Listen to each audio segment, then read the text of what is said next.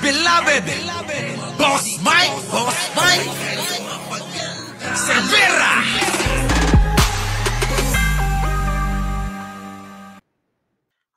Nakikiusap naman ng taong bayan sa inyo na sana naman pagbigyan natin ng Pangulong Bongbong Marcos na matapos niya yung termino niya. Yun na nga yung sinasabi ko sa inyo na kung hindi kayo magiging masaya sa kanyang panunungkulan, kung walang magandang magiging resulta yung kanyang panunungkulan, bakit hindi tayo humanap ng iba? Total naman, nakaabang naman yung kanyang pinsan na si Francis Leo Marcos. Bakit hindi natin piliin na inaapi-api nila? Baka mamaya, eto na yung hinihintay natin pagkakataon na magliligtas at magpapangat at magpapakilala sa buong mundo at papalit sa mga superpower na mga bansa. Pero ayaw nyo yun? Ako naniniwala ako, kung sakali na mailabas ang kaperahan, ang mga ginto, ang mga dolyares, ang mga kayamanan na tinatago di umano ng pamilyang Marcos mula nang mawala si Pangulong Ferdinand Marcos Sr., wala na tayong dapat na problemahin pa. Wala nang mangingibang bansa, wala nang magiging OFW, wala nang mawawalay sa pamilya. Ang mga Pilipino na ang aangkat ng mga mangangatulong sa ibang bansa. Sila naman ang ating gagawing mga domestic helper sa Pilipinas. Tingnan nyo itong mga ating mga hinanda na mga magpapatunay na talagang pupwede na at mukhang pinaghahandaan na ni Francis Leo Marcos ang pagtakbo bilang Pangulo o maaaring pinag-iisipan maging Senado. Parang si dating Pangulong Duterte lang yan. Kundi tatakbong Pangulo, Senador na lang. Pero para sa akin, Presidente na takbuhin para nang sa ganun magkaalaman at magkita-kita na si Manang Aimee, si Sandro Marcos, si Madam Imelda, at saka si Pangulong Bongbong Marcos sa Malacanang. Ayaw nyo nun? Reunion? Lahat na lang sila, di ba? Oo. Pakinggan nyo maigi mga boss. I-analisan nyo maigi. Huwag kayong kukurap. Kung hanggat maaari, idikit nyo yung mga cellphone ninyo sa inyong mga tenga. Nang sa ganon, marinig nyong maigi yung kanyang pagpaplano noong nakaraang halalan. Ito noong nakaraang halalan. Hindi naman siguro ngayon to. Pero ngayon, yung kinikilos, nakikita nyo naman. Yung pagbibigay niya ng mga humanitarian, mga ganyan. Gustong-gusto ng mga Pilipino yan. Di ba? Pakinggan nyo maigi. Lalaban ako pero hindi ko dadali ng apelidong Marcos. Opo. Antonio lang. Francis Leo Antonio. FLN. They cannot take away the Marcos from me. Maybe they can take away the Marcoses out of me. But they cannot take away the Marcos out of my blood. Oo nga po. Ayan nananalaytay sa kanyang dugo ang isang Marcos. Di ba? Maaari nilang tanggalin yung pangalang Marcos sa kanya, ngunit hindi nila mawawala o matatanggal yung nananalaytay sa kanyang dugo na dugong Marcos. Binubudol ba si Makmak dito? Pero hindi ko dadali ng apelidong Marcos. Opo. Antonio lang. Francis Leo Antonio. FLN. They cannot take away the Marcos from me. Maybe they can take away the Marcoses out of me. But they cannot take away the Marcos out of my blood. Oo nga po. Kahit ano po mangyari, tibayan nyo lang po talaga loob nyo dyan. Sa akin, alam mo, hindi ko kailangan ng Marcos para maging ako. Oo nga po. para sa kanila yung ginagawa ko, hindi naman para sa akin. Ayan. Umana pa sila ng alangan. Narinig niyo yun? Ha! Yan ang mga nagpapatunay mga boss na talagang magpipinsan niya, magkakamag-anak. Ha? Yung lahat ng ginagawa ni Francis Leo Marcos na mga pagbibigay ng mga pera kapag nangangailangan si Bongbong Marcos, kapag nangangailangan si Amy Marcos, pag nangangailangan si Madam Imelda Marcos, maging si First Lady Lisa Marcos, kay Francis Leon nang gagaling. Kaya nga niya nasasabi na lahat ng ginagawa niya, para sa kanila. Pag-isipan nyo maigi yan. Ha? Hindi naman para sa akin. Ayan. Umana pa sila ng alanganin, dapat dinala sila nagpa-interview. Yun, napastuloy sila ng tao. Kita nyo? Ang mga Pilipino, matatalino yan. Alam nila yung totoong Marcos at hindi. Diba? Ako, naniniwala ako, baka mamaya mas totoong Marcos pa tong si FLM. Walang yan. Hindi ko maintindihan talaga. Diba? Diba ba? Binabash ng mga tao. Tandang-tanda ko yung binabash ng mga tao. Itong si Pangulong Bongbong Marcos ngayon at si First Lady Imelda Marcos at si Amy Marcos. 'Di ba? Alam nyo mga boss, isipin nyo na maigi itong mga Ako po ay si P. Marcos. Ito ba? Makinig kayo maigi. Na magpapatunay na nananalaytay sa dugo ni Francis Leo Marcos ang isang Marcos. Eto, pakinggan ninyo ha. Ang tatay ko po ay si P. Marcos. Si Paking. Pacifico. Edralin Marcos.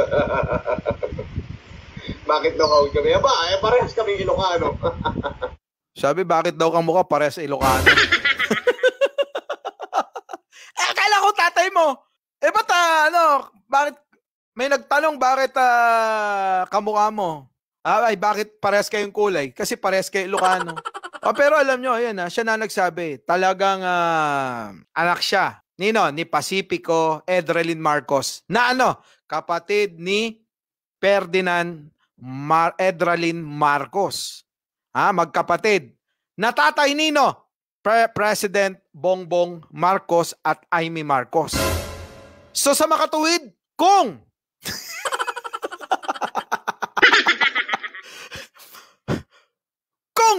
talagang itong si Pacifico Marcos ang tatay niya, na kapatid ni Ferdinand Edralin Marcos, na tatay nila Bongbong, nakasalukuyang presidente natin, magpinsan nga. Magpinsan nga! Confirm! Confirm mga boss! Magpinsan! Ayan tinutulungan ko na kayong maunawaan ang mga bagay-bagay. Nang sa ganun hindi na kayo malito, ha? Etong nasa kanan, kita nyo naman yung kilay pa lang kaparehas na ng kilay ng nasa kaliwa. Hugis pa lang ng muka. Kayo na humusga. Kayo na humusga. Ha? Eto na, meron pa. Ayan Ang dami ko ng patunay na nilalabas sa inyo. Baka mamaya malito pa kayo. Dito tayo. Una kong mang-away at alam niyo naman ako'y nakakulong. Mahirap makulong. 3 taon, 7 buwan, 6 na oras, 45 minuto, 36 segundo ako nakulong. Hindi yun madali. Hindi yun madali, abay. Napakahirap makulong. Isang tamak pa kang ikinaso sa akin. Puro sandamakmak napag-isahan. Yain huwag natin pag-usapan yan. Hayaan nyo na lang akong magkwento regarding sa kulungan. Ay, tunay ka naman.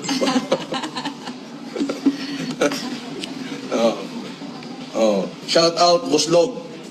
Buslog. Hindi, naminabasa ako, Buslog Shout out kay... Teka, busy sila yung mga supporters ni FLM. busy pa kasi nagpapalipad pa sila. Mamaya darating, diyari kayo lahat. Yari kayo lahat. Wala, mga inggit lang kayo. Inggit lang kayo. 'Di ba? Palibasa hindi kayo nabigyan ng bigas. 'Di ba? Ganun yun eh. Nabigyan ba kayong kalabasa? Hindi. Kaya kayo ganyan. Eto pa. Kita nyo naman nagpapakabait na yung tao eh. Mabait talaga yung tao. Kahit talaga. Ako nagbigay ng pera kay Amy para sa kanyang campaign. Ngayon mga boss, isipin nyo maigi. Kung si FLM ang nagbigay ng pera para sa pangkampanya ni Amy Marcos, yung mga makaduterte dyan, makinig kayo. Ha?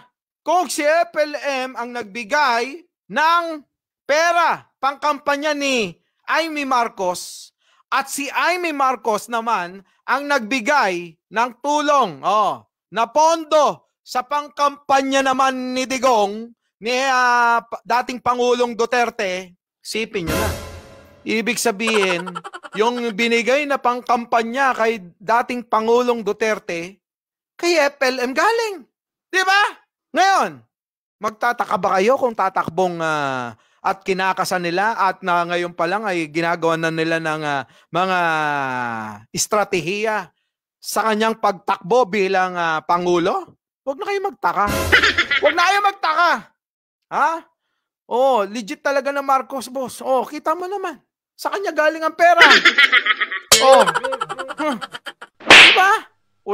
Ulitin natin, ha? Makinig kayo. Sino kaya kausap dito? Hello. Boss. Susunod na magsalita ka ron.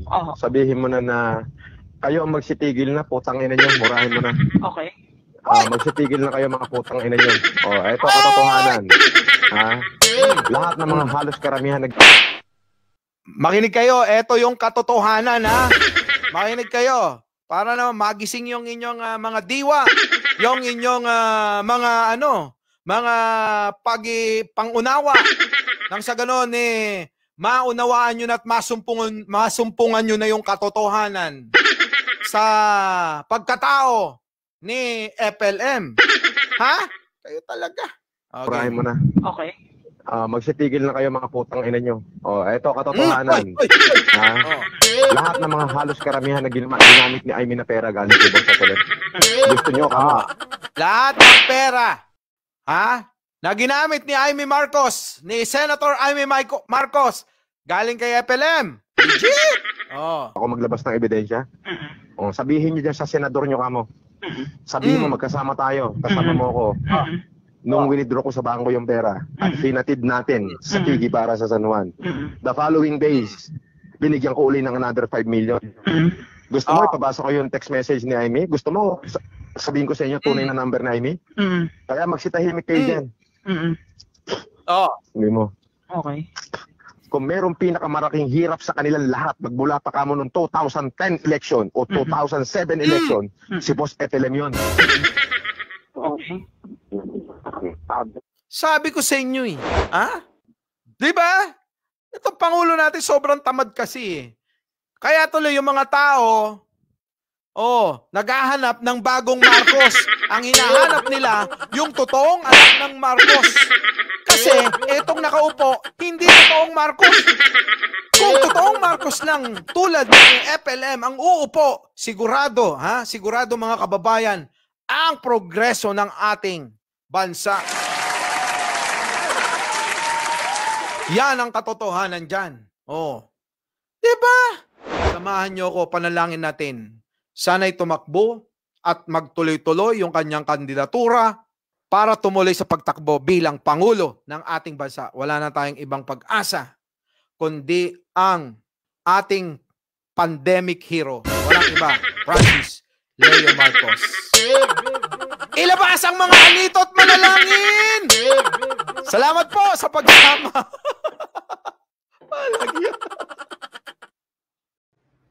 Our beloved Boss Mike Severa.